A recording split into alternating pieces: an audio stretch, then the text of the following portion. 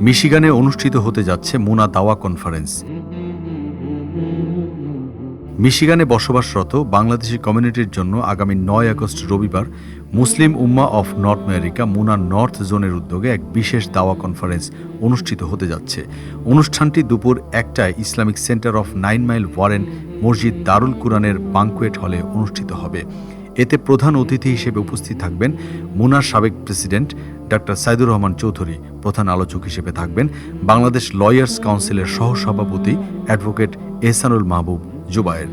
এছাড়াও আমন্ত্রিত বক্তাবৃন্দ হলেন ওয়েন স্টেট ইউনিভার্সিটির অধ্যাপক ডক্টর রামজি মুহাম্মদ এবং মুনার national assistant executive director Hafiz Abdullah Al Arif.